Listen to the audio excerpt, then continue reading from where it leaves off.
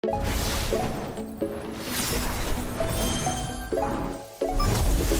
guys, SirVern back here. Hey guys, SirVern back here.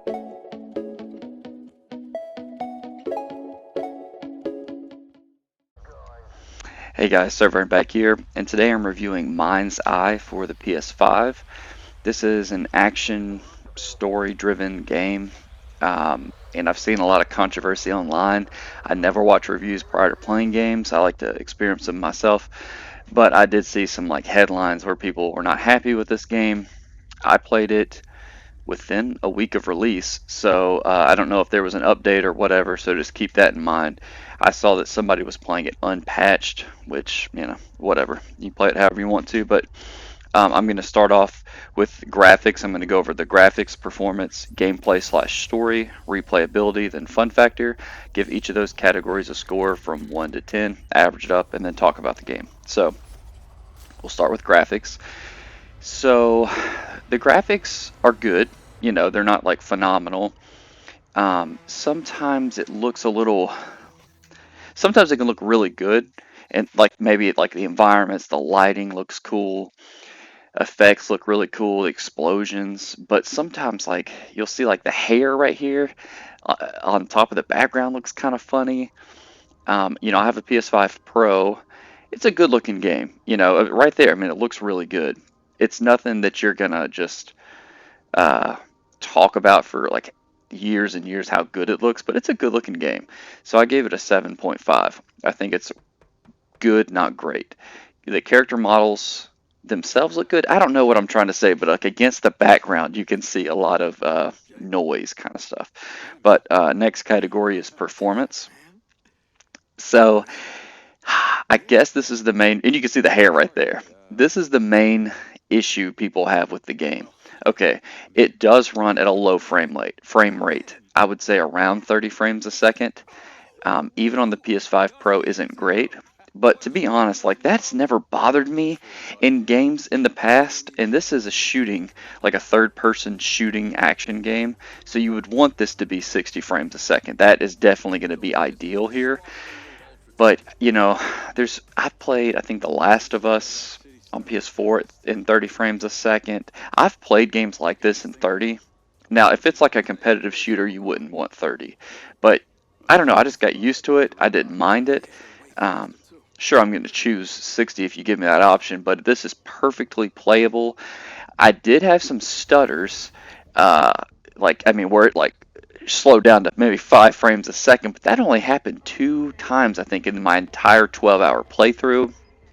I never had a hard crash. You'll see some pop in, like when it shows a new scene, you'll see items start to pop in really quick. So it's a little rough around the edges, but it's perfectly playable. No crashes, no broken quests. You do see some hilarious glitches, like cars crashing, blowing up in the background. It kind of gives you that cyberpunk feel when it first launched.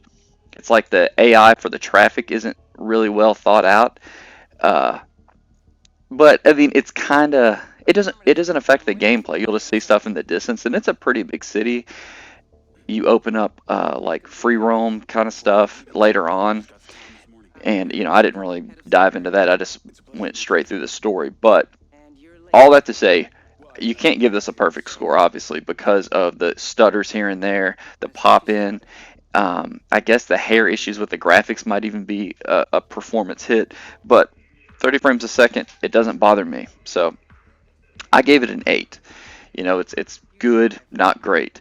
Uh, so that's the now if it would have hard crashed a bunch or something like that or broken quest, that's stuff that really affects me. If the developers needed to put this at 30 frames a second, then so be it. It's like a choice maybe. Um, Not necessarily the way I look at it a negative. It's just what they chose to do, which some people are gonna hate that and can't play it in 30 frames a second, but it doesn't drive me crazy. Anyway, so we'll move on. Performance an 8. Gameplay/story, I give a 9. I really liked the story.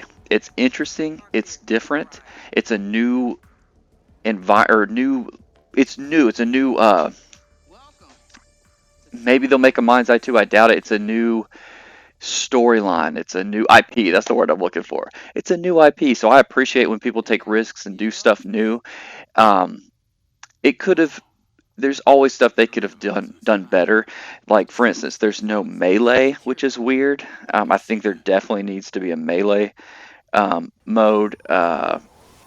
There's unlimited ammo on your main weapons, which that's like your main, like your pistol is just unlimited ammo. So these are design choices which are kind of different. But overall, I loved it. I really loved the story in particular. You can see here there's little like blips you see, and they're kind of like flashbacks. You can go through and play different areas of your life, which is really cool. I like the way the presentation is in this game. It's told really well. The voice acting is good. Um, I like this cyber. I loved Cyberpunk 2077, and this kind of gives you that feeling. It's a lot of detail. There's no collectibles in the game, which I kind of like.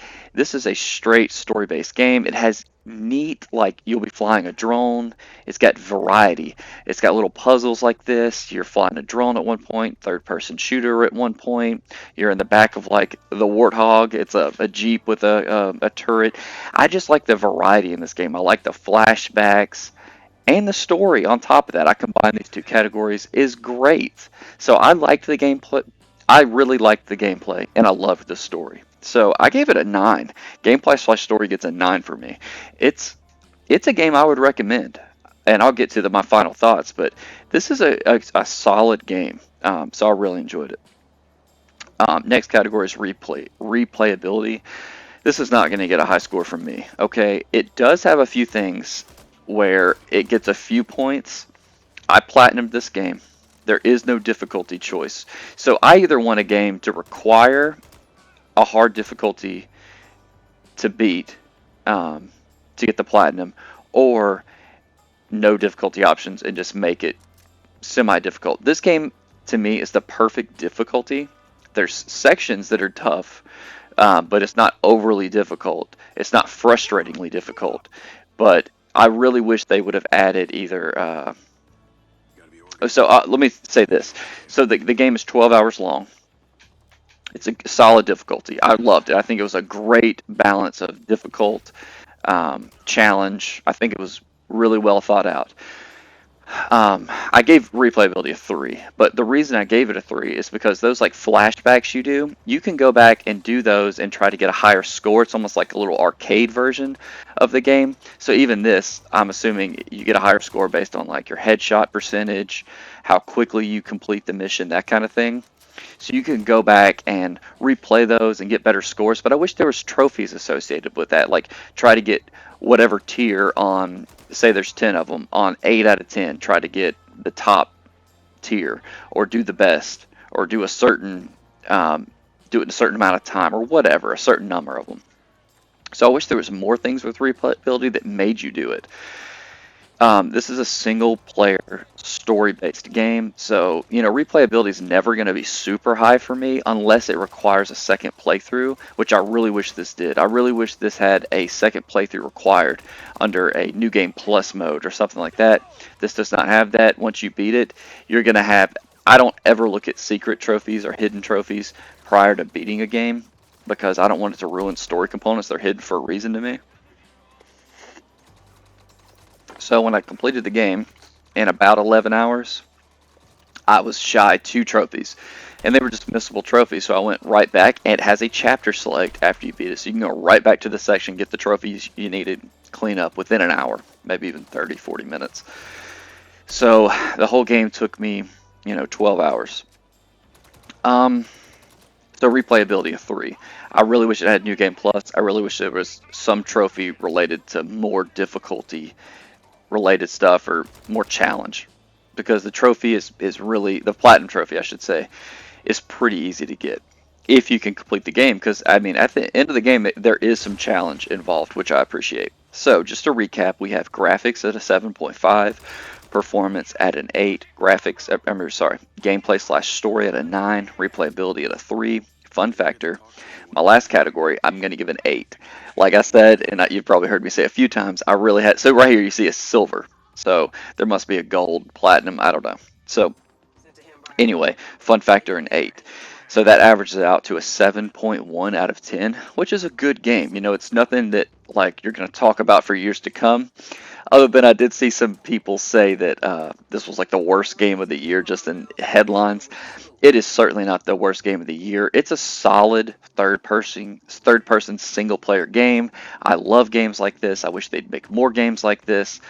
And I even saw a headline saying that the developers had to lay off some people because of the poor sales, which is sad. It's a good game, y'all. Like, I would even recommend it at full price.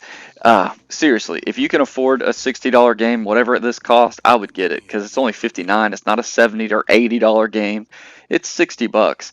Now, this at $40, no brainer. 30, anything below 40 is a no brainer buy. 60, you know, I think it's worth that, but most people are going to consider this a $40 double A game, you know. Anyway, a few notes I wrote down. No photo mode. I really wish games included photo mode. This one would have been a good contender or a good game for that because it's pretty in some spots and you could have shown it off better.